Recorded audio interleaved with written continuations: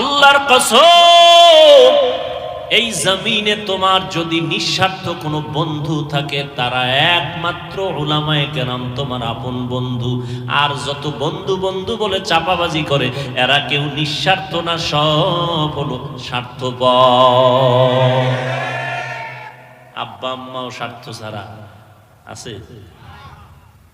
কয়টা কেমনে বুঝলেন হাফিজ ভাই? যাও লৌহজং থানার ডায়েরি খুলো, দেখবা কত মা বাবা সন্তানের বিরুদ্ধে মামলা, কত সন্তান মা বাবার বিরুদ্ধে মামলা শুধু স্বার্থের জন্য।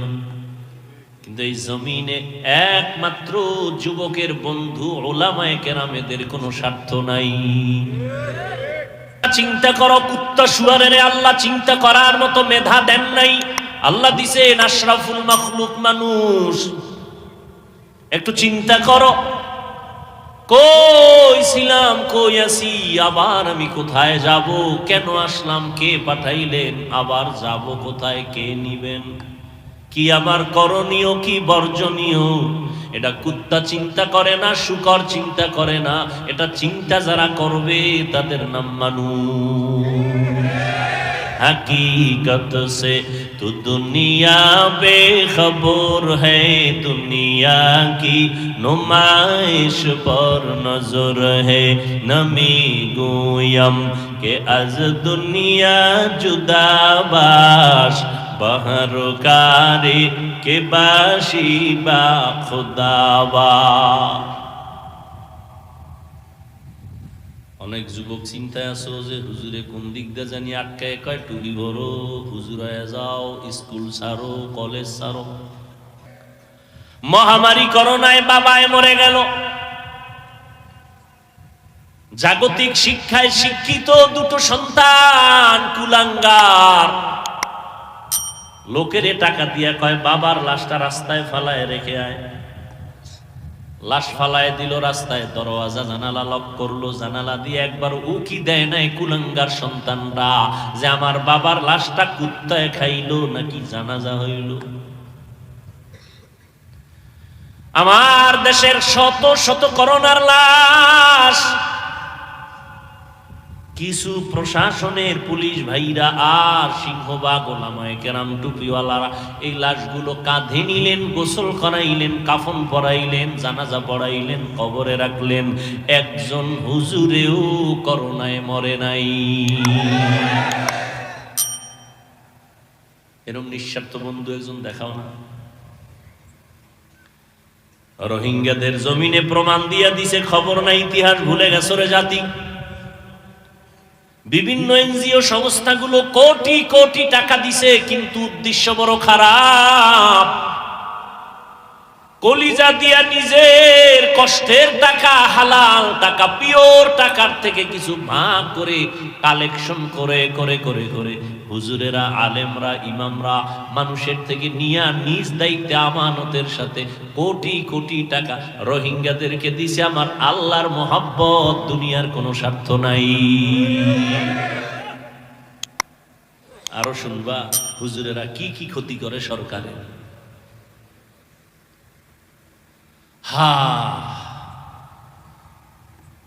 এই দেশে আমার যত বিকলাঙ্গ প্রতিবন্ধী সন্তান, এদেরকে বসাইয়া খানা দিবে সরকার, তার দায়িত্ব।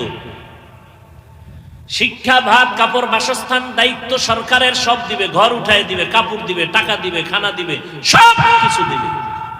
কিন্তু আমার দেশের হাজার হাজার হাজার আলেম ওলামাদের মাদ্রাসার ভেতরে প্রতিবন্ধী, অসহায়, গরিব, এতিমরা ফ্রি লেখাপড়া করে। এদের 24টা ঘন্টা একজন আলেম সময় দিয়া আদব শিখায়, আলিফ শিখায়, ক শিখায়, খ শিখায়, আদবওয়ালা বানায়, মানুষ বানায়। স্কুলে চাকরি করে, বেতন এত, ক্লাস টাইম ছাড়া শিক্ষক নাই। আলাদা যদি ছাত্র পড়তে চাও কোচিং নামের টাকা দাও। আর হুজুরে মাদ্রাসায় পড়ায় মাত্র 5-7 হাজার টাকা বেতন। 24টা ঘন্টা মাইয়া পোলা বউ রাইখা মাদ্রাসায় পড়ে থাকে, মসজিদে পড়ে থাকে। জেলখানার আসামির মতো ইমামরে তোমরা মসজিদে রাখো, একদিনের নামাজে যদি না থাকে জবাব দিতে দিতে হুজুরের ফেনা বের হয়ে যায়।